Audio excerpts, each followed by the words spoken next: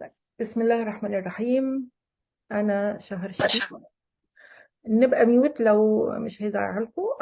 ندخل كلنا ميوت. أوكي. أوكي، نوقف التسجيل. طيب. بسم الله الرحمن الرحيم. النهاردة كالعادة عندنا السيشن النصف شهرية. أنا اسمي شهر شريف. طيب، النهاردة كلامنا هيكون عن يعني إيه علاقة زوجية غير صحية، وإيه هي علاماتها، وأفهم إزاي الكلام ده. الكلام اللي هقوله ينفع على العلاقات الزوجية والعلاقات حتى العائلية الإنسانية، بس بتبقى أصعبهم علينا دايما العلاقات الزوجية، لأن دي علاقة يومية ومرتبطة بحياتنا كلها.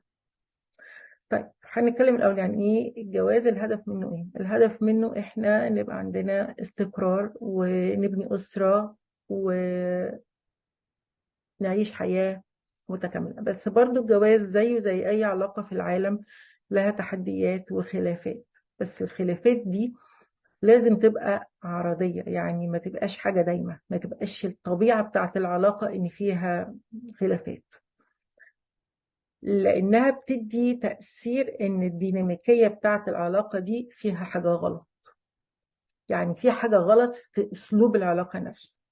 طيب، وعشان بقى العلاقات الجواز دي علاقة مش زي العلاقات بتاعت الصحوبية ولا حتى علاقة الإخوات ببعض، دي علاقة عائلات بترتبط وبينتج منها أطفال، فعلاقة متشابكة وكبيرة، مش حاجة زي اتنين. لو اتنين اخوات اتخانقوا أو اتنين اخوات، اتنين اصحاب اتخانقوا بيفضلوا اتنين اصحاب.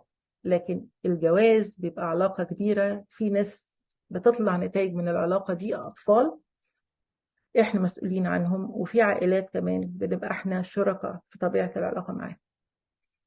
يبقى عشان الجواز حاجة مهمة، يبقى مش بتأثر بس علينا، دي بتأثر علينا وعلى أحسن حاجة في حياتنا اللي هم ولادنا، أو على نفسنا، وكمان على مجتمعات كاملة، علاقات كاملة بالناس ممكن تبقى أحسن أو تبقى أوحش. يبقى ليه الجواز مهم أو العلاقة الزوجية مهمة؟ طيب، كمان اللي هقوله ده أنا هقول علامات العلاقات الزوجية الغير صحية. مش كل العلاقات الزوجية الغير صحية بيبان عليها العلامات دي، ولا كل حد شاف العلامات دي عنده علامة أو اتنين يبقى هو في علاقة غير صحية. إنما المعنى اللي هقوله إحنا هنوضح يعني إيه علاقة غير صحية، وإحنا كناس فاهمين هنقدر نوضح إحنا عندنا إيه من ده، إيه قابل للإصلاح وإيه غير قابل للإصلاح، عشان ما نفضلش ضحايا علاقاتنا أو ضحايا عدم معرفتنا بقيمة العلاقات وتأثيرها. يبقى حتى لو لقينا علامات منها مش ضروري تكون علاقة فاشلة أو محكوم عليها بالفشل، ينفع تتصلح. بس لو مفيش حاجة ينفع تتصلح يبقى احنا لازم نبص في اتجاه تاني، ولو ينفع تتصلح تبقى معناها ان دي انذار بتقول احنا عايزين ناخد بالنا من أهمية العلاقة محتاجة تتصلح. طيب، يبقى هنرجع نشرح يعني ايه علاقة زوجية غير صحية. هي علاقة بقى بيعاني فيها احد الشريكين في العلاقه او الاثنين، يعني ممكن الاثنين يكونوا بيعانوا او واحد منهم، نتيجه انماط او سلوكيات محدده وكتيره سلبيه، بتخلي بقى ايه العلاقه ما فيش فيها استقرار عاطفي ولا اشباع نفسي ولا جسدي ولا حتى شعور بالرضا، لا عن نفسي ولا عن الشريك. العلاقه فيها حاجات بتخليني انا كبني ادم مش حاسس بالرضا. طيب، العلاقة دي أساسها إن إحنا لازم نكون أنا والشريك متفقين. طب لو أنا والشريك مش متفقين يبقى إحنا من البداية عندنا اختلاف في الهدف من العلاقة، والمكسب طويل المدى برضو من العلاقة. يعني أنا متجوزة الأسباب وهو متجوز لأسباب تانية، فإحنا الاتنين مش على نفس الخط، عشان كده بتبقى العلاقة مش مظبوطة وإحنا الاتنين بنقطع في بعض. يبقى مثلا في اختلاف في الاحتياجات أو تلبية الاحتياجات، في الطموحات، في وجهات النظر، في التربية، في وجهات النظر الفردية، في وجهات النظر الأخلاقية حتى. إنما في الآخر إحنا اتنين مختلفين، والاختلاف هو ده اللي هيدي العلاقة، تبين العلاقة دي صحية ولا مش صحية. عمق الاختلاف هيبين هدف العلاقة ده صح ولا أنا داخلة في حتة غلط. طيب نرجع نبدأ تاني، إن إحنا أول حاجة نكون عارفين كل العلاقات الزوجية علاقات معقدة وفريدة جدا من نوعها. يعني كل علاقة زوجية علاقة خاصة، حتى لو نفس الشخص متجوز 4، كل علاقة مع واحدة علاقة. حتى لو الست اتجوزت أكثر من مرة 20، فال20 كل علاقة منهم علاقة.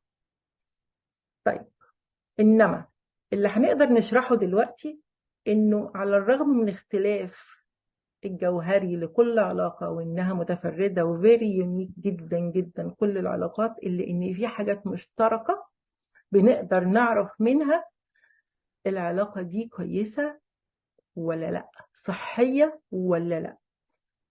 كنت زمان عملت حاجة عن العلاقات نفسها، إنه العلاقات زي الناس، ممكن تعيا وممكن تخف وممكن تموت. فالعلاقات لها أطوار من الحياة، وإحنا اللي نقدر نخليها نعالجها عشان تخف، وإحنا اللي ممكن نهمل علاجها وتنتهي.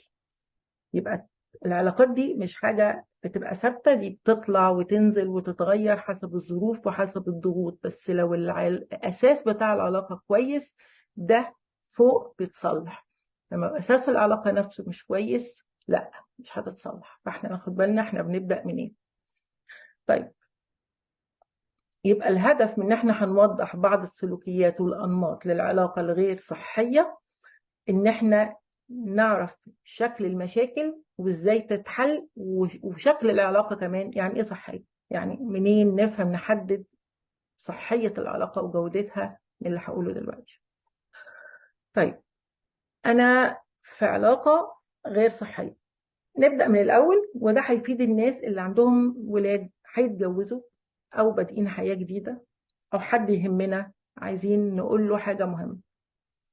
العلاقات الغير صحية لها أسباب قبل الجواز وأسباب بعد الجواز.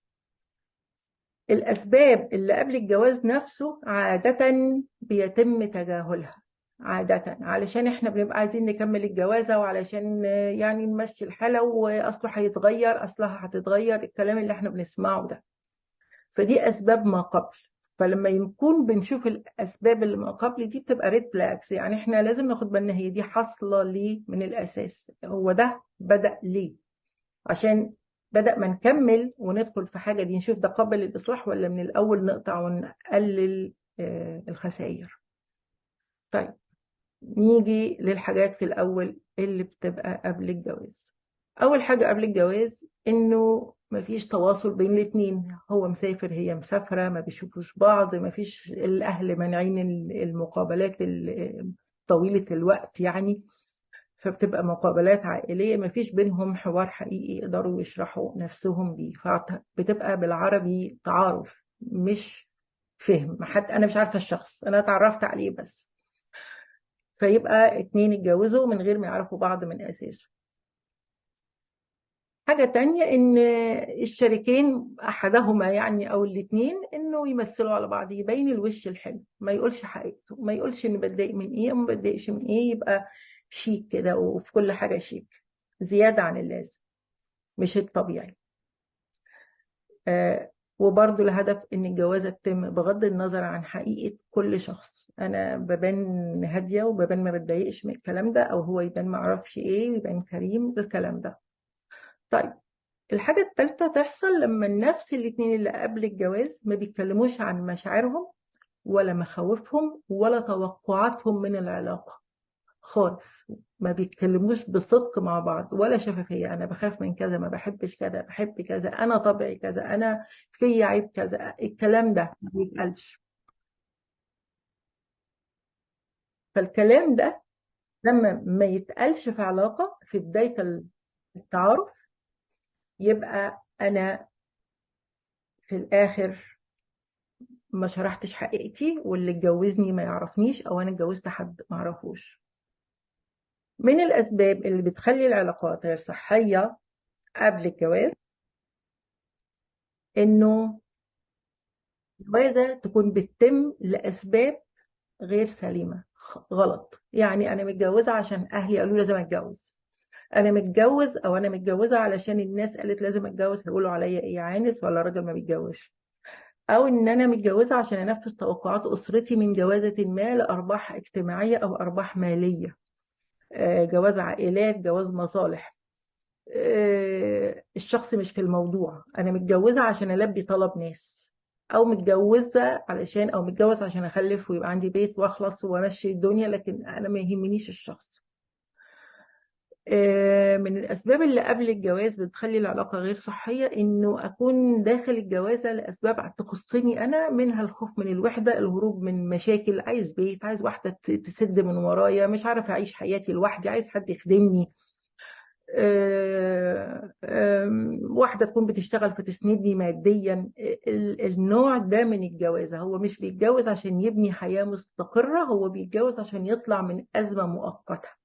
في مشكلة دلوقتي أنا عايزة أخلص منها، المشكلة دي أنا مش عايزة أطول فيها، أنا وحيد، لا مش هستنى اللي تناسبني، هتجوز والسلام. عندي مشاكل مالية، عايز حد يخدمني، واتيفر الطريقة دي. أو هي ست برضو عايزة حد يسافر معاها مثلا، واتيفر الأفكار دي. يبقى أنا بدخل عشان أحل مشكلة حالية مؤقتة، مش حاجة، مش استقرار طويل المدى. كمان إن أكون داخل الجواز للهروب من تجربة عاطفية سيئة لم تلتئم، وانا ما خرجتش منها سليم.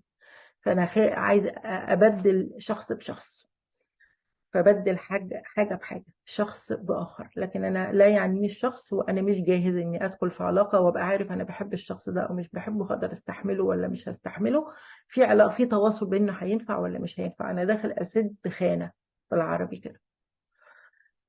الرقم 7، اني اكون الهدف، أهدافي أنا وقيمي مختلفة عن اللي أنا هتجوزه. يعني أنا بحب حاجات، هو دي بالنسبة له دي كوارث، هو بيحب حاجات بالنسبة لي دي كوارث.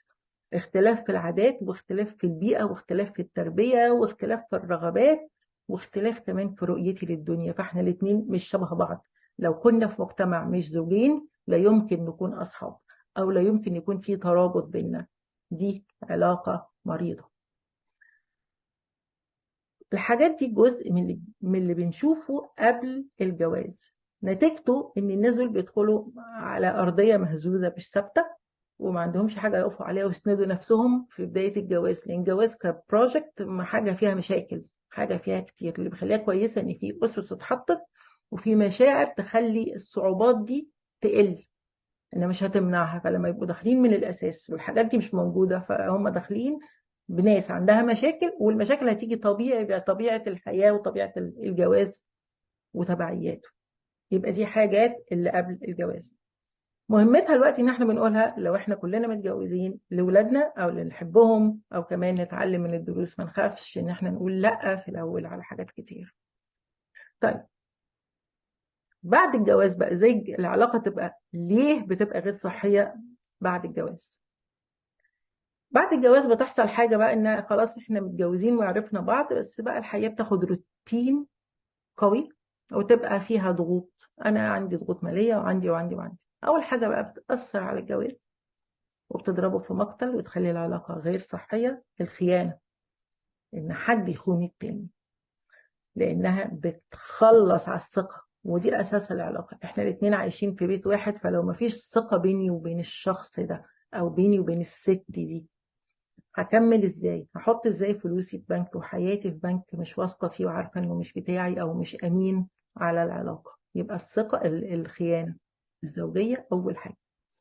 تاني حاجه الايذاء العاطفي او الجسدي. والايذاء العاطفي مشكلته انه ما بيبانش، يعني ما نقدرش نمسكه، معلوش دلائل، انما له تاثيرات. وطبعا البدني او الخناق او الشتايم او الصريخ اللي في البيت او التهديد، ده كله اسمه ايذاء عاطفي.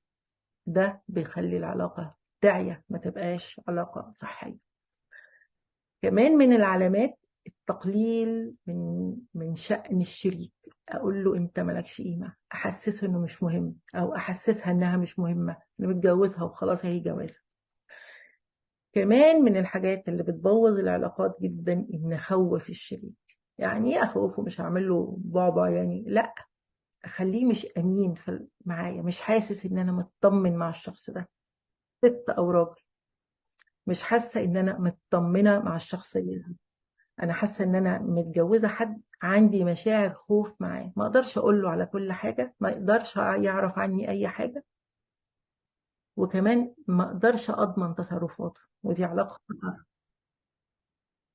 العلاقة دي علاقة خطر، العلاقة اللي ما اضمنش تصرفات الشخص التاني تبقى علاقة خطر. ما عنديش أمان، فحاسة إني خايفة، فمش كل حاجة هيعرفها عني ومش كل حاجة هعرفها عنه، وكمان أنا جوايا ما أعرفش مستقبلي معاه. لأن من أساس الجواز إن أنا أبقى عارفة المستقبل بيني وبين الشخص اللي متجوزاه ده. دي مش علاقة بتاعت يوم ولا قعدة، دي علاقة عمر، فلازم أبقى عارفة مستقبلي شكله إيه معاه.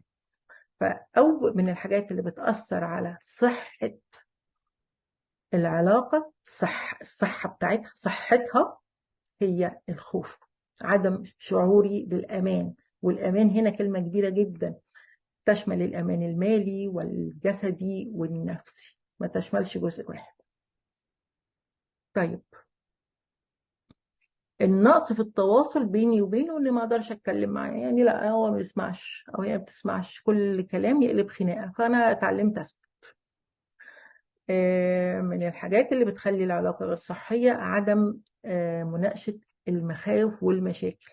يعني انا خايفه من كذا، هنحل ده ازاي؟ خايفه ان مثلا ولادي يبقى فيهم مشكله كذا، خايفه ان ما يبقاش معايا فلوس للرحله كذا او للموضوع كذا، انا خايفه بس ما اقدرش اقول. اوقات كتير قوي الخوف ده يبقى على حاجات مش كبيره قوي بس مأثر عليا. وهو بيأثر عليا بقى بيخليني عامل الطرف التاني وحش، لاني مش طبيعيه، خايفه في حاجه في عقلي بتشتغل، فانا مش قادره اقولها له لانه ممكن يتخانق، ممكن يزعق، ممكن يرفض، فانا عماله افكر، فانا مش بكامل حضوري معاه، فتبدأ العلاقه تبوظ، فتبقى العلاقه غير صحيه حتى لو حاجات مش كبيره. من الحاجات كمان اللي بتبوظ العلاقات قوي النقد المستمر واصطياد الاخطاء. انت ده اصطياد اخطاء. النقد بقى بيبقى مش عاجبك او مش عاجباه، يفضل يطلع الوحش. طيب انا هموت نفسي احرقها يعني ولا اعمل ايه؟ فهي الفكره بتاعت النقد، لان اللي بينقد ما بيبقاش هدفه الحقيقه الاصلاح. الناقد بيبقى هدفه انه يحط اللي قصاده الداون، يعني ينزله تحت، لكن مش يصلح. اللي بيصلح بيقول على فكره دي ممكن تبقى كذا، انما النقد ما بيبقاش كده. من الحاجات كمان اللي بتبوظ العلاقات جدا التغاضي المستمر عن المشاكل الصغيرة. كل المشاكل الصغيرة بتعمل انفجارات، فإن السكوت عنها مش مصلحة. أحسن كتير تتكلمي إن دي بتضايق أو دي بتزعل أو دي، وفي أوقات كويسة مش لازم تبقى خناقة، إنما ما ينفعش نسكت عنها لأنها ما بتخلصش.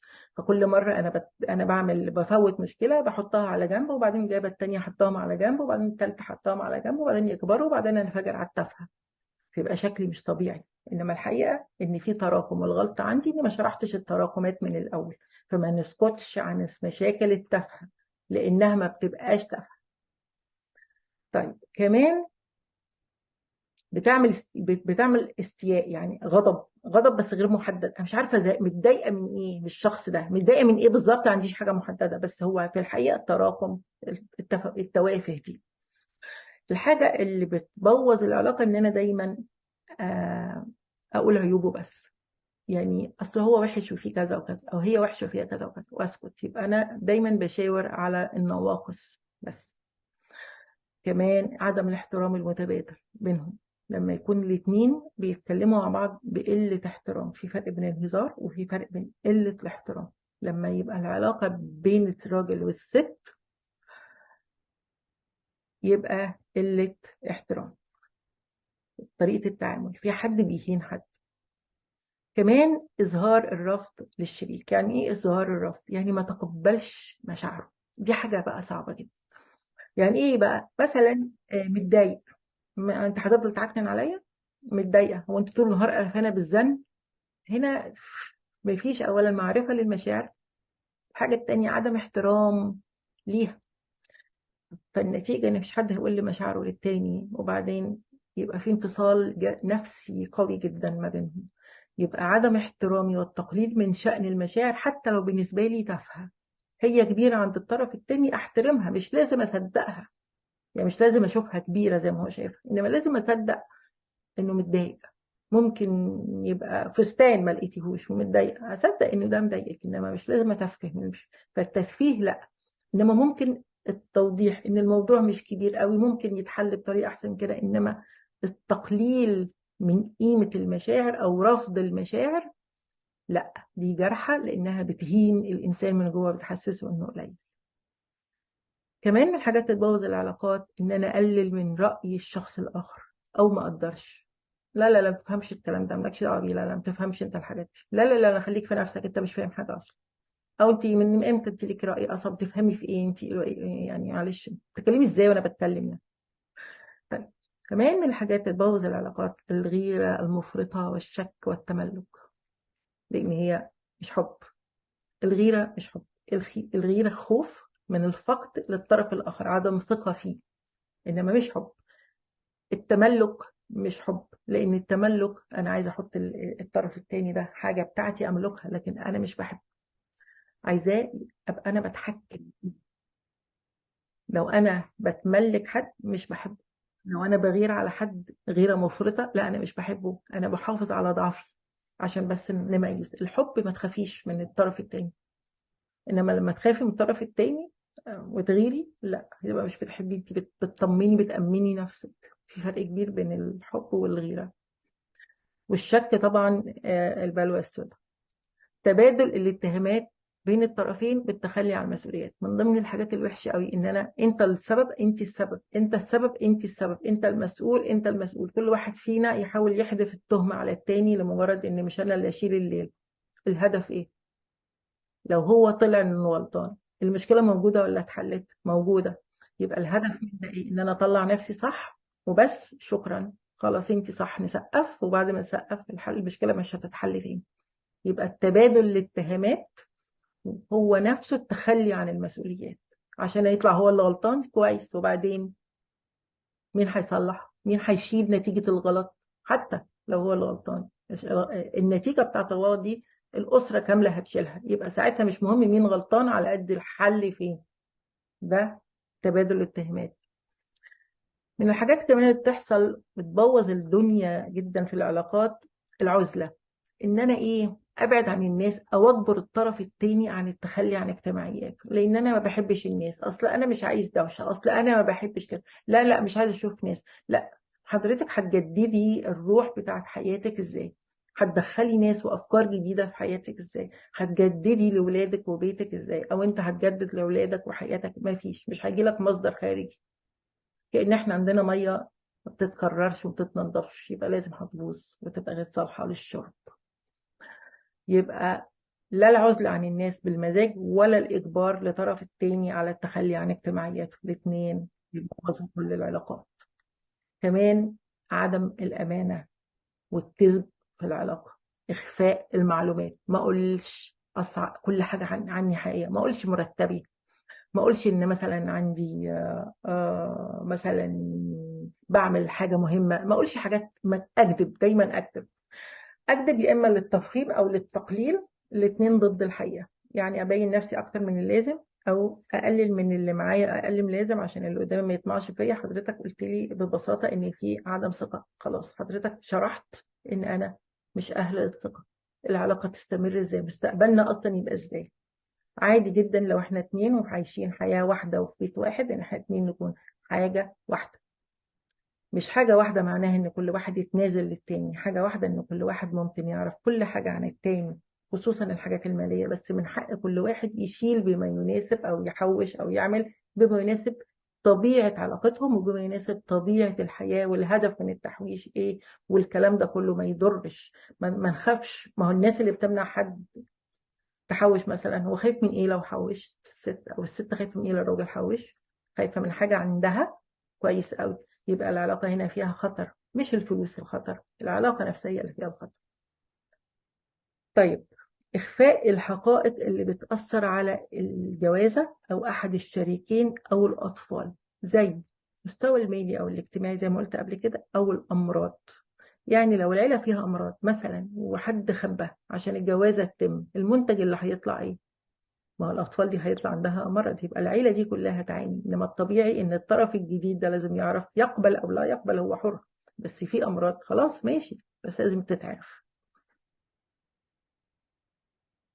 كمان من الحاجات الخطر جدا في العلاقات وبتخليها تعيا، زي ما كنت بقول لكم العلاقات زي الناس، التجنب والسلبية في العلاقة. مش عايزة اتخانق ففوت، مش عايزة اتخانق، مش عايزة اعمل مشكلة، مش عايزة.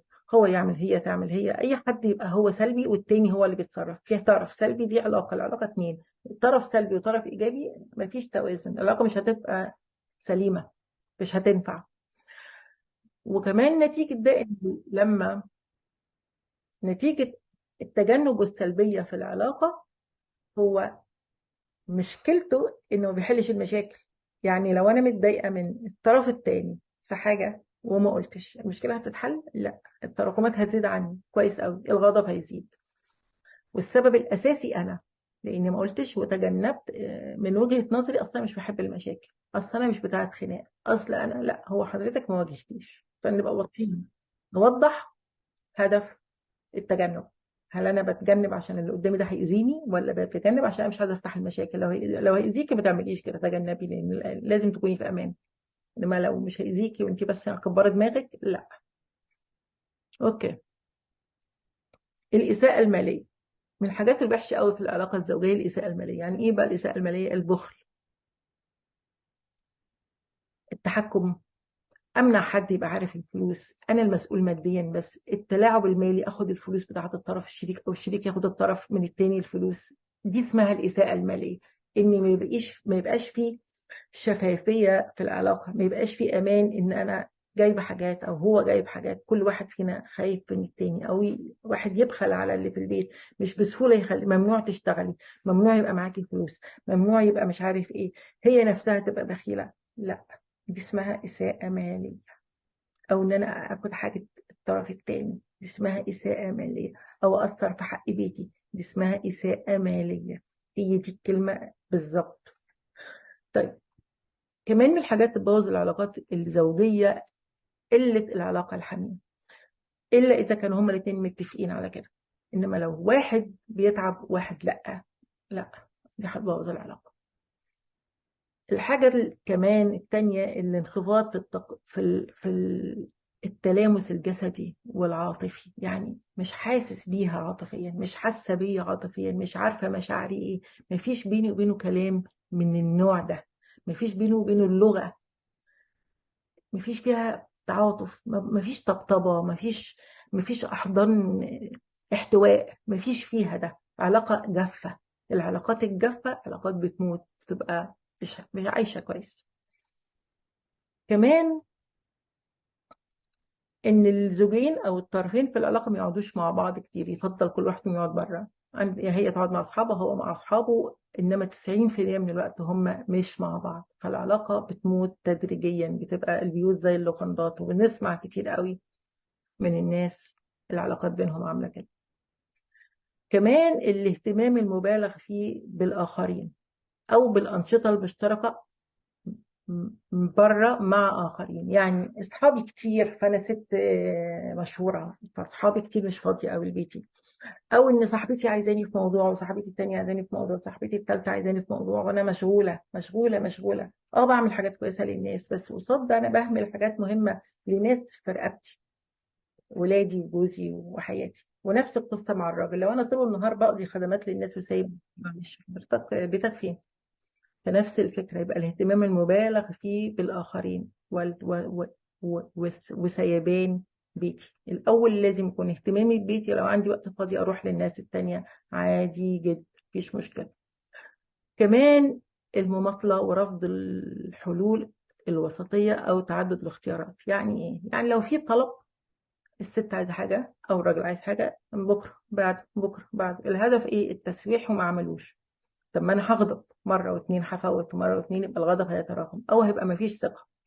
كمان رفض الحلول الوسطيه، اللي هو يا كده يا لا، يا ده يا لا، يا ده يا لا. يبقى انا قفلت الاختيارات يا ده يا لا، فانت حطيتني ما بين ايه؟ يبقى يا وافق على اللي انت عايزه، يبقى انا مش هحل حياتي. انما دايما لازم نزود الاختيارات. ينفع ايه انا وانت يعني نتفاوض عليه؟ يعني ينفع نسيب ايه وناخد ايه، مش ياخد حد كله وحد يسيب كله. قلة التفاوض من الحاجات خطر جدا في العلاقة. طيب، لانه بيعمل حاجه بيخلي طرف يقبل بس المشكله ما بتتحلش، فلما المشكله ما تتحلش هي قاعده لسه، والطرف اللي قابل هيفضل قاعد، وبعدين يحصل انفجار في وقت غير مناسب للانفجار. هو دي مشكله قبول او التكيف. كمان من الحاجات اللي تخلي العلاقات عيانه تجاهل الحدود الشخصيه وعدم احترام الخصوصيه. اه، ما احنا اتنين متجوزين، ايوه حضرتك برضو في خصوصيه، مش كل حاجات ينفع تتقال. حضرتك في خصوصية، مش كل حاجة ينفع يقولها. لو في هو حاجات تخص عيلته مش عايز يقولها، احترمي الكلام ده. لو في حاجات تخصك مش عايز تقوليها، لازم هو يحترم الكلام ده.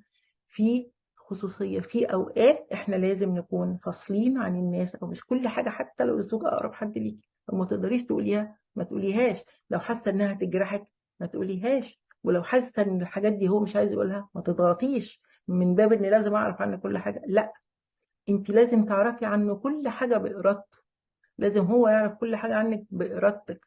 لما يبقى في الثقة اللي تخليني أقدر أقول وأنا مش حاسة إن ده هدفع ثمنه، يا إما إنه أتعاير أو أتجرح أو يتقلل من شأني أو يعرف حاجات مش مفروض يعرفها. ده طبيعي، أو أنا أعرف حاجات مش مفروض أعرفها.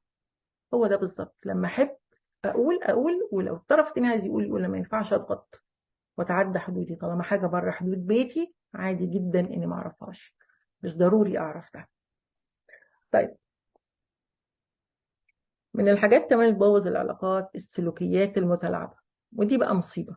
ليه بقى؟ لان هي بتخلي الضحيه مش عارف ان هو ضحيه، هو قاعد فاكر انه قاعد عايز زي الفل.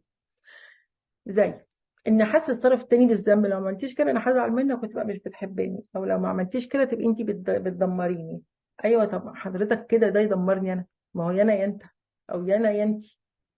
لا، لازم الشعور بالذنب ده من الحاجات اللي بنستغل بيها مقابل اني بحبك. ايوه، وبعدين بتقدم لي ايه دليل الحب؟ انك تخليني دايما ادي ادي ادي، والا ابقى انا اللي ظالمه. لا، هموت من غيرك، او مش قادر اعيش من غيرك، او لو ما عملتيش كده هيجرى لي حاجه وهيغمى عليا. كل الكلام ده اسمه تلاعب باللي قدامي. او العب دور الضحيه بان انا تعبان وان انا عيان وان انا ما استحملش ده وان انا ما اعرفش اعمل غير كده، فانا ضحيه. في حضرتك لازم تجودي من عندك وتظبطي بقى ال الكلام علشان انا انبسط، او انا اعمل كده عشان هو يعني انا ابدا احسسه ان هو اللي غلطان عشان ينفذ لي طلباتي. خلاص، بغض النظر ده هيخليه يدفع ايه من صحته او من اعصابه او من ماله وات ايفر. المهم ان انا اصلا ما ينفعش الا كده. فهو دي لعبه الضحيه. او العب معاك على ان انا احسسك بالتميز، ان انت احسن مني، اعقل مني، بتحبني اكتر، انا شخصيه ضعيفه انت شخصيه قويه، انت لا تستحمل. فانا لعبت هنا على ايه؟ على ان انا خليت التاني هو اللي يحس بالتميز، بس مقابل التميز والتفوق والرضا عن نفسي ده حضرتك سبتني احل كل حاجه، او حضرتك سبتيني اشيل كل حاجه. يبقى دفعتني او دفعتيني ثمن مميزاتي اللي بتقوليها لي. اصل انت احسن مني عشان كده هستحمل ايه، او انت احسن مني عشان كده هو المفروض يستحمل ايه. يبقى من هنا نقدر نفهم ان انا كضحيه مش عارفه اصلا ان انا ضحيه. انا قاعده انت اصلك احسن مني، فانت بتعملي الخير لانك احسن مني، او انك تديني عشان انت اقوى مني. اصلا انا شخصيه ضعيفه، اصلا انا بعيط بسرعه، اصل لو انت ما جبتليش انا هعيط بسرعه، اصل انا من النوع اللي احب الحاجات دي كده ولو ما حصلتليش اعيط. انا بستضعف نفسي اهو مقابل ان حضرتك تتنازلي على اللي انت عايزاه. ايوه. المشكله هنا فين؟ المشكله حضرتك. انا بدفع ثمن تميزي وعقلي وقلبي الكبير وقدرتي، وانت بتلعبي على ان انت بتديني كريدت التفوق والكفاءة، لكن الحقيقة انا بدفع الثمن وحضرتك بترتاحي. يبقى هو ده اسمها التلاعب، التلاعب السلوكياتي. طيب، لما انا ألعب بقى بالتفوق والشعور بالرضا اللي أديه للشخص الآخر عشان آخد حاجتي. بتدفع معناها إن أنا بخلي الطرف المميز ده يدفع ثمن تميزه ليا فوائد. أنا بستفيد نتيجة هذا التميز الذي يتميز به الشخص الآخر، لأن أنا مش مميزة بيه بس أنا باخد الفوائد بتاعته. والنتيجة استغلال واستنفاذ الشخص الآخر وأنا عملت اللي أنا عايزاه، أو اتحكمت في سلوكياته وتصرفاته وعواطفه ليا. وده بيرجع بقى يتحط تحت بند الابتزاز العاطفي، إني ألعب على الطرف التاني على الخوف من الخسارة. لو ما عملتيش هتخسريني، يا أنا يا إيه. هي دي الحاجة التانية، التهديد بالمعاناة، يا أنا يا تعاني. بعد خروجي كطرف تاني من العلاقة إن أنتي مش هتعيشي كويس، فأنا ده حطاكي علشان تعرفي تعيشي كويس، مش عشان عايزة تعيشي معايا. حطاكي في الزنقة دي عشان تحافظي على حاجات تانية أنا مش فيها. إنما تبعيات العلاقة دي هتخسرك إيه لو أنتي ما نفذتيش طلباتي أو ما نفذتش طلباتي. يبقى هنا حطينا العلاقة مش أساسها اتنين بيحبوا بعض، اتنين بيستفيدوا، حد بيستفيد من حد بيحاول يخلص على كل الفوائد بتاعته. طيب، من الحاجات كمان اللي بتبوظ في العلاقة تعاطي المخدرات أو الكحوليات، لأنها بتخلي الإنسان مش عاقل ومش في طبيعته الحقيقية، فيبدأ يتصرف تصرفات مش سوية، إساءة، إهمال، حاجات من دي. كمان من الحاجات اللي تبوظ العلاقات تخليها غير صحية، تأثير الحياة الشخصية لطرف من الطرفين على التاني. يعني حد عنده عقده، عنده صدماته السابقة، عنده مشاكل نفسية عقلية ومحدش بيعرفها إلا جوه العلاقة. فدي حضرتك بتتعاملي مع تجارب حد والماضي بتاعه اللي هو لسه عايش معاه وبيأثر عليكي لحد دلوقتي. ودي معناها إن في حد بيدفع فواتير غلطات ناس تانية. يبقى هي هنا أنا بدفع فاتورة حد أنا ما غلطتش، حد تاني غلط، فادفع فاتورته ليه؟ يبقى الأول نفهم دي ونتعالج، أو ما ندخلش في العلاقة، أو أنا أقول للشخص حضرتك محتاج تبقى عارف الغلط ده بدايته فين. أتكلم معاه بالراحة كده، أنت زعلان من فين؟ الحتة دي جاية لك منين؟ يعني مش أنا، أحطها بالراحة كده من غير خناق. طيب، كمان اللي بيبوظ العلاقة سوء ديناميكية العلاقة، اللي هو مين اللي مسؤول ومين اللي بيتحمل أكتر الضغوط. هي 50-50 على الكل، ولا في واحد شايل الليلة كلها وواحد قاعد بيتشمس؟ دي بقى دي اسمها ديناميكية العلاقة. في واحد مستفيد وواحد بيشتغل، في واحد بيستفيد بس، واحد بيشتغل بس، أو واحد بيبذل مجهود بس، واحد بيستفيد بس. ودي مش ما تتحسبش معاها إن راجل بيشتغل وست بيت، علشان ست البيت بتشتغل، عشان بس ما نلخبطش الكلام. الراجل لو بيشتغل وبيصرف على البيت فحضرتك بتقوم بحماية البيت ده بره البيت، والست بتعمل ده جوه البيت. حضرتك بترجع من الشغل الساعة 5، مراتك ما بترجعش من الشغل الساعة 5، بترجع من الشغل لما تبقى مش قادرة تاخد نفسها عشان تنام على السرير. يبقى في فرق من لما نقول ديناميكية العلاقة، ما نحسبش أبدا إن في راجل بيصرف وست بتشتغل، لأن هما الاتنين هنا مكملين حياة كاملة، بل بالعكس يمكن الست هنا شايلة أكتر في الغالب يعني. إنما ديناميكية العلاقة معناها مين مسؤول عن القرارات ومين بيتحملها، مين مسؤول عن علاج المشاكل ومين بيستفيد من حل المشاكل. معناها إن إحنا الاتنين مش اقبل في شيلة الليلة بتاعتنا، مش ضمنها راجل بيصرف وست بتشيل في البيت. لأنه لو اتبدلنا حضرتك هتبقى برضو أوكي. لو هي ما عملتش ده، لو شايف إن دي مش حاجات بتتعمل، حضرتك روح اشتغل وشوف مين هيكمل الحياة. لازم هتحتاج حد، الحد ده هياخد فلوس، اعتبر هي دي البيزنس اللي انت بدأته. ولو الست بالعكس يبقى نفس الكلام. الديناميكية بتاعت العلاقة لا تشمل راجل وست بيت، دي حاجة مهمة. ست البيت بتشتغل يعني حتى من غير فلوس، هي بتشتغل بس لكن ما بتقبضش. حضرتك بتشتغل وبتقبض وعندك اجازات، هي ما عندهاش. كمان من الحاجات اللي تبوظ العلاقات الضغوط المالية والديون، لأنها خناق. ليه؟ عشان احنا بنعيش في مستوى أعلى مننا. لا، بدل ما ندور على ديون أو ضغوط مالية، نتنازل عن اللي ينفع نتنازل عنه ونشوف طريقة جدولة تانية للحياة. عيب الديون ان هي بتبقى دايما في وقت انا عايزه امشي على النظام بتاعي حتى لو ده مش هينفع دلوقتي. ازاي؟ لا، في اوقات تنازلات واولويات، اللي ينفع اسيبه اللي ينفع ما اسيبوش. يبقى الديون بينفع بتقل بكده. كمان اللي بيبوظ العلاقات الاختلافات في عادات الانفاق والتوقعات المالية والمسؤوليات وأحادية التعاملات المالية. يعني حد بس مسؤول عن طريقة الصرف وحد التاني يوافق، دي مش حقيقة. الاختلافات في عادات الإنفاق، في حد بيحب يصرف بس على حاجات محددة وفي حد لأ. في حد ممنوع نتفسح وفي نخلص اللي علينا الأول، وفي حد لأ نتفسح بس مش مهم اللي علينا. الاتنين غلط. يبقى الاختلافات في عادات الإنفاق بين الراجل والست أو في العلاقة لازم يتفقوا يعملوا إيه هما الاتنين. أحادية التعاملات برضو خطر، لأن في طرف بيبقى قابل بس أو مقهور بس وموافق على أي حاجة لأنه ملوش إيد إنه يبقى له رأي في طريقة التعاملات المالية حتى لو بيدفع في الفلوس في البيت. كمان من الحاجات اللي بتبوظ العلاقات إن حد من الشريكين يتحكم في تفاعلات الشريك التاني مع الناس بره، مع العيلة، مع الناس. لا ما تدخلش ده البيت، لا دخلي ده البيت، لا ما تدخليش حد، ما تخرجيش، ما تخرجش، ده ما بحبوش، ده ما بحبهاش. ده مش مفروض يحصل، لأنه حضرتك لو هتتحكمي في عيلته، لا هي عيلته، انت مش عايزه تعامليهم، انت حر. لكن ما ينفعش يتمنعوا يدخلوا البيت، ما ينفعش تمنعيه يشوف حد من عيلته. مش مقبول الكلام ده. ولا هو كمان يعمل ده، ما تشوفيش دي او تشوف ده او ما تشوفيش دي، برضو مش من حقه. الاصدقاء بنفس الفكره. طيب كمان من الحاجات اللي بتبوظ العلاقه عدم تلبيه طلبات العلاقه. يعني حد عايز حاجات في العلاقه دي، حاجات انسانيه، حاجات نفسيه، حاجات ماديه، والتاني مش بيلبيها مع وجود القدرة.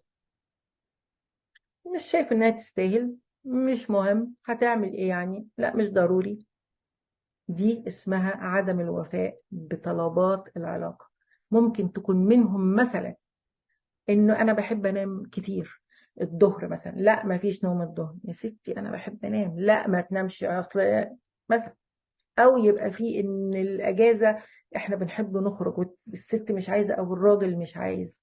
هنا دي اسمها طلباتي في العلاقة، عايزة شكل العلاقة ايه، عايزة تصوري العلاقة ايه. اساس دي قبل الجواز ان هما ما اتكلموش اصلا على تخيلاتهم في العلاقة. في راجل يقول انا بحب يوم اجازتي انام طول اليوم، هي بتبقى مستنيه يوم الاجازة يخرجوا طول اليوم. هنا مفيش تلبية طلبات. كل واحد فيهم لو عمل حاجة للتاني فهو هنا ما لباش طلبه هو الشخصي، ما اتفقوش. اوكي.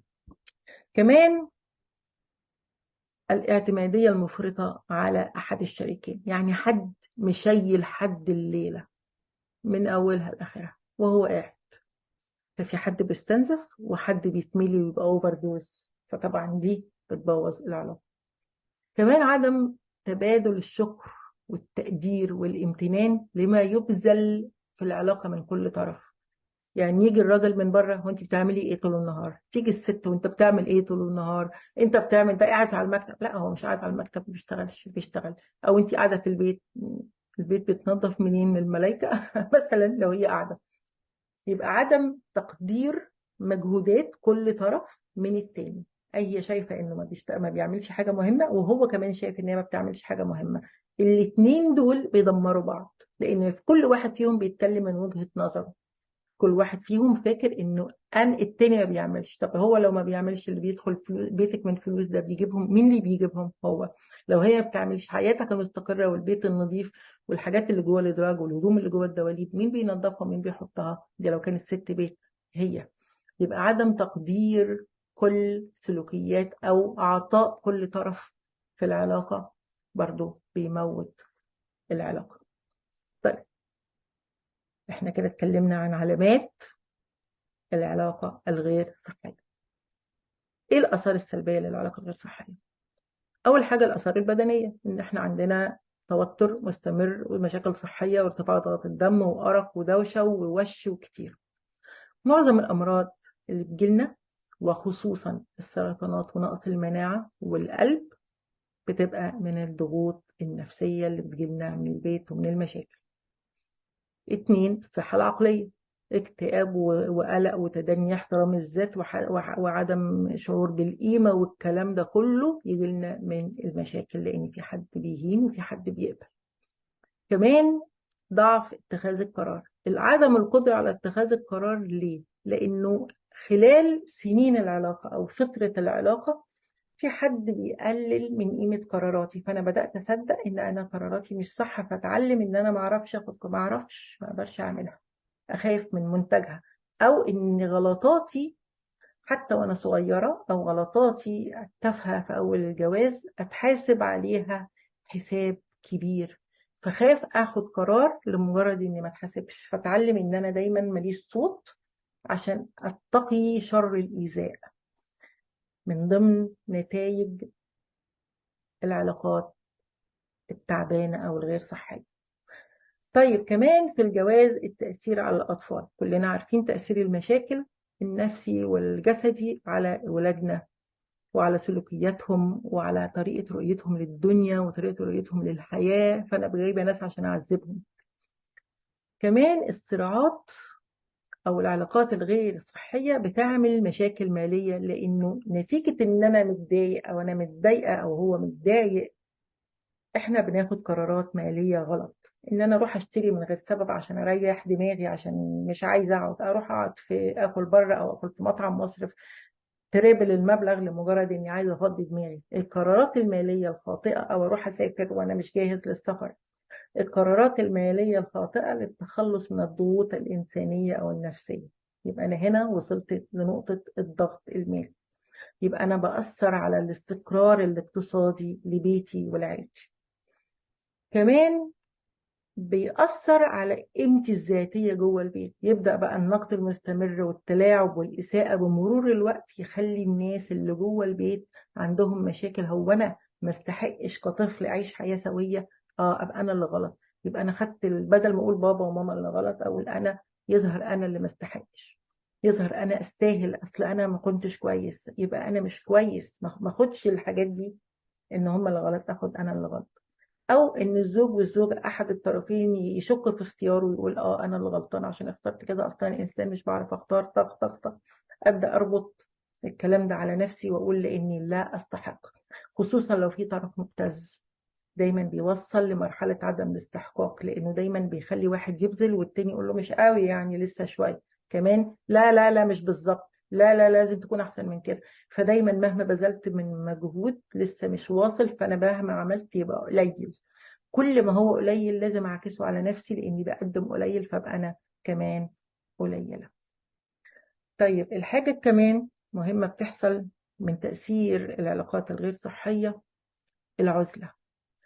ان انا نفسي مبقاش عارف اتعامل مع الناس، فاعزل نفسي عن الناس، يا اما خوفي من سلوك الشريك قدامهم، او ضغط الشريك عليا فابقى مهزوزه خايفه اغلط، او كمان عدم رضاي عن نفسي نتيجة هذه الضغوط. فانا مش عايزة اشوف ناس هيشوفوني مش كويسة، او انا ما بعرفش اتعامل، او بخاف لحد يهني، او ان انا مش كواليفايد اني اقعد مع الناس.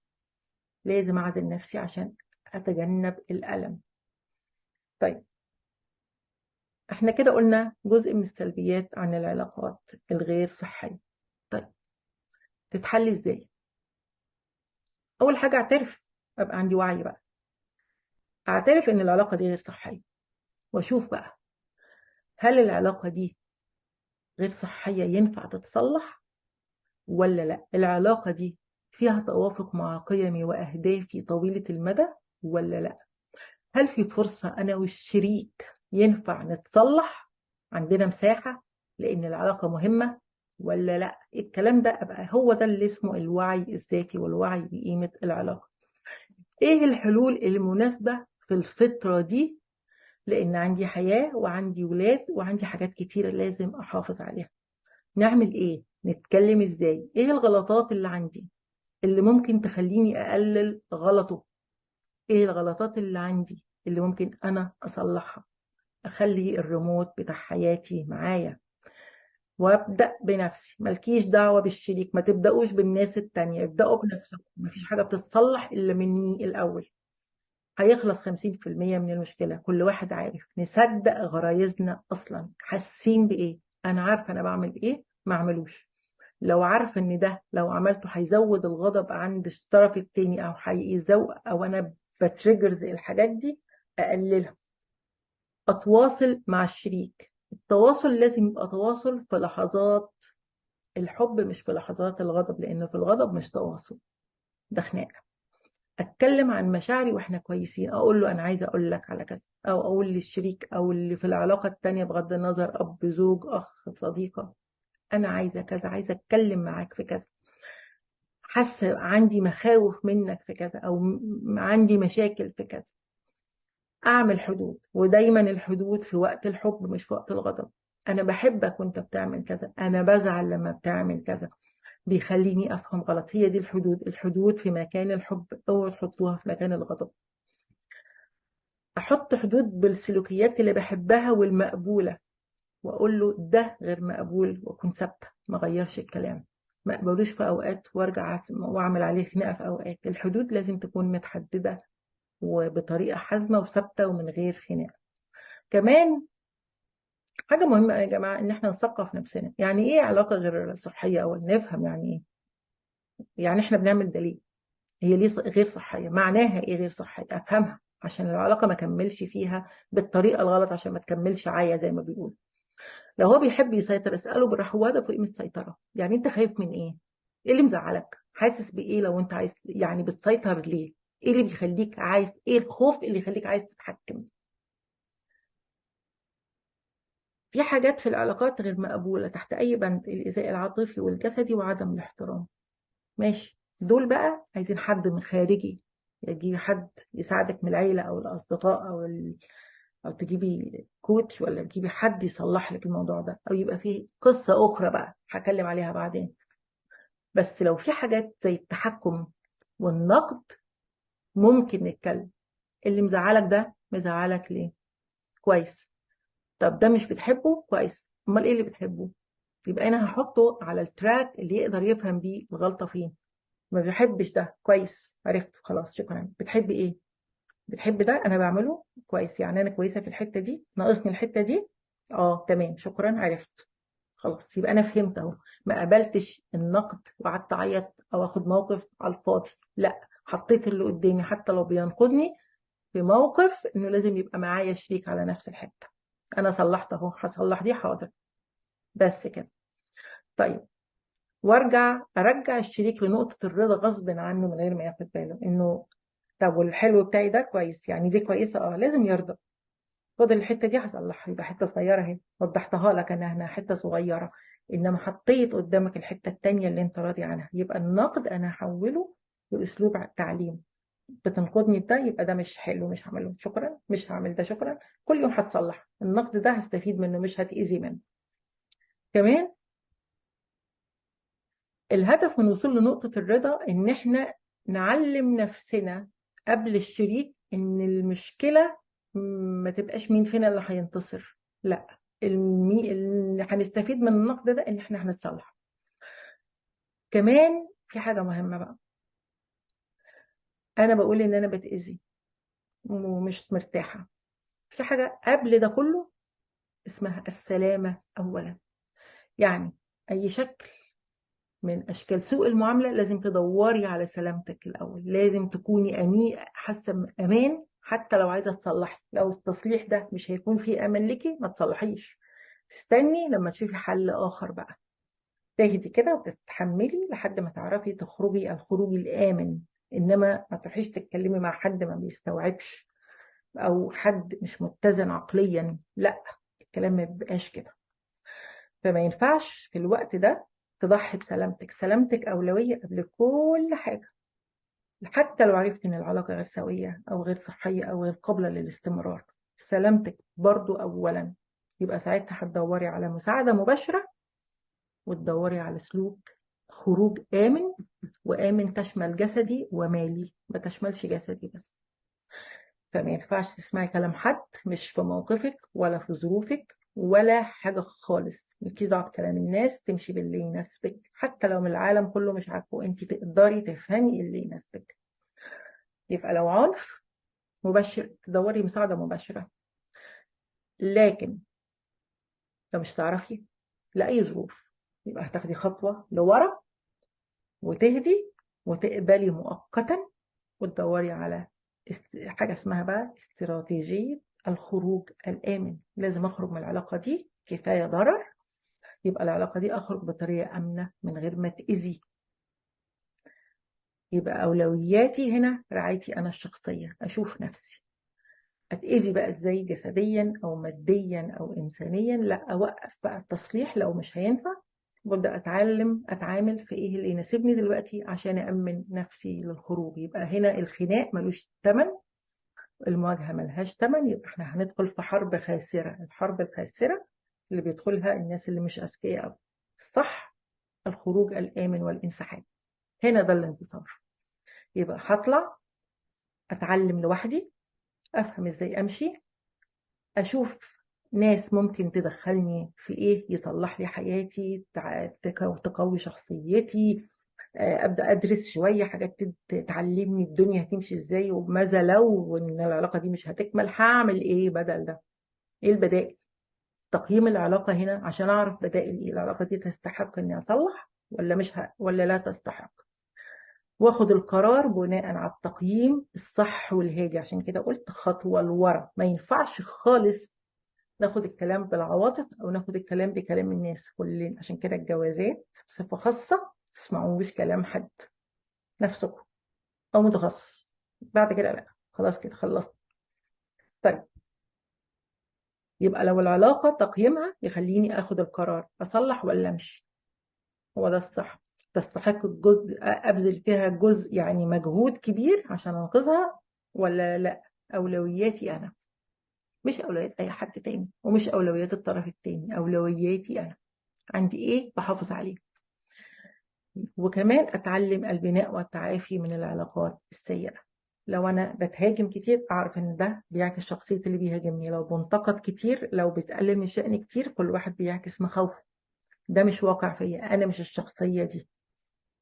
وخصص وقت للتعافي الداخلي، ومش ضروري اعمل اعلان انا بتعافى. الحاجات دي تتعمل بينك وبين نفسك، تتعلمي ايه الصح. عرفتي ازاي؟ امال انت نجحتي قبل كده في ايه؟ امال انت كان ازاي كنتي فاشله قوي كده؟ امال ازاي هو ضحك عليكي بالكلام ده؟ صدقتي ازاي؟ اه، ده انا كنت غلط، كنت مصدقه. اوكي فاين، عرفتي، نتعافى. كمان اتعلم من العلاقه دي ايه اللي بوظها، ايه اللي خلى العلاقه تبوظ، ايه الغلطه اللي غلطتها، ايه الانماط اللي انا شفتها ما ينفعش اخدها في حياتي، ايه اللي كان في ديناميكيه العلاقه غير سوي، عشان اتجنب ده لما ادخل علاقه تانية، او اتجنب ده لاولادي لو داخلين في علاقه. بعلمهم الفرق. لو مثلا علاقه فيها ابتزاز، لو علاقه فيها استغلال، لو واحده ست بتستغل مثلا جوزها، لو ابقى فاهمه لما يجي ابني اقول له خلي بالك ما تخليش كذا كذا، ده اسمه استغلال. لو واحد بيبتز مثلا مراته، او خطيب بنتك بيبتزها عاطفيا، خلي بالك ده غلط، واحد اتنين تلاته، افهمي. يبقى احنا هنا استفدنا من تجاربنا احنا كمان مع اولادنا، استفدنا من تجارب الاخرين السيئه مع اولادنا. حتى لو احنا كنا في تجربه مش حلوه نقدر نتعامل ونتعلم العيوب دي وصلتنا فين، ولادنا ما يعملوهاش. خلي بالك انا كان في غلطه واحد اتنين تلاته، وعملت واحد اتنين تلاته، والطرف التاني عمل واحد اتنين تلاته، هنا الغلطات. خلي بالك كان في كذا كذا كذا كذا، ده كان نتيجته كذا، كنت فاكره ان ده صح بس طلع غلط وكذا وكذا. اعترافي اهو، فهمت نمط الغلطه، عرفت كمان ديناميكيه العلاقه السيئه اساسها من فين بادئ، عرفت الغلطه من فين بدأ، وساعتها هتجنب في العلاقه الجديده. بغض النظر علاقه جديده تخصني، تخص حد بحبه، تخص ولادي، كمان اطلب المساعده لو احتجت، لو اقدر اصلح. مش عيب ان انا اطلب المساعده. الناس العاديه ما بتطلبش وبتعاني، الناس الاذكياء بس اللي بيطلبوا مساعده عشان بيعرفوا ان في حد تاني يقدر يساعدهم. في الاخر، على الرغم من اهميه علاقاتنا وحياتنا، الا ان هي تختلف كتير جدا جدا من شخص للتاني. مفيش علاقه زي علاقه شخص باخر، مفيش حد علاقته بحد زي علاقه حد تاني بنفس الحد كمان. كل واحد فينا يفهم رغباته، احتياجاته، طريقة تفكيره، اللي يقدر يستحمله واللي ما يقدرش يستحمله، علشان احنا كمان نعرف نتعامل مع تعقيداتنا احنا الشخصية وتعقيدات الأطراف الأخرى. كل حد عنده مشاكل، وكل علاقة الهدف منها إن هي أكون إنسان أحسن، أكون إنسان ناضج، عندي اكتفاء عاطفي ونفسي. كل العلاقات لازم تطلع أحسن حاجة فيكي. لو العلاقات ما بتطلعش أحسن حاجة فيكي تبقى العلاقة دي غلط. الهدف من العلاقات الإضافة مش النقص، دي حاجة جديدة بتضاف لك مش بتاخد منك. لو مش بتضيف لك تبقى علاقة خطر، تبقى علاقة مش صحية لأنها بتستنزفك. يبقى احنا هدفنا ان احنا نزدهر في العلاقات، بنحب عشان نعيش حياة احسن، بنشوف ناس عشان يسعدونا مش يضايقونا. يبقى هو ده الهدف من العلاقة. اي علاقة يطلع منها منتج غير سوي هي علاقة غير سوية. عشان كده نفكر كويس قوي واحنا بناخد علاقاتنا ازاي، ونفتكر قبل ما نقول الطرف التاني احنا نستحق الاحترام، الحب واللطف. والعلاقات اللي بتستمر هي بس العلاقات اللي بنكون فيها احنا، اللي بنبقى فيها على طبيعتنا، مش شبه حد غيرنا، مش حد تاني. مش مطلوب نتقمص شخصيات أخرى علشان نرضي ناس. احنا لازم نكون احنا عشان نقدر نكمل مع اللي بنحبهم ويحبونا زي ما احنا بالكويس. وسط العلاقة دي نقدر نصلح عيوبنا مش نزودها. ما يبقاش عندي عيب واقول لك ما هو انا طبيعي كده لازم تحبيني لا، هو مش ده المقصود. المقصود ان العلاقه تضيف لك، يعني تعلمك تتخلصي من العيوب. العيوب يا جماعه اللي عندنا كلها عقد. انا بقى عندي عيب في كذا، الحقيقه انا عندي عقده في كذا. العقده دي عيب، مش معناها خالص الطرف التاني يتقبلها، لا. الطرف التاني يديني دعم انا اصلح. يبقى هو ده الهدف من كل علاقاتنا. العلاقات الهدف منها ان احنا نعيش كويس. اي حاجة كده ما تبقاش سوية. خلصت السيشن واتمنى انها تكون كويسة عجبكم. نرجع للمناقشات.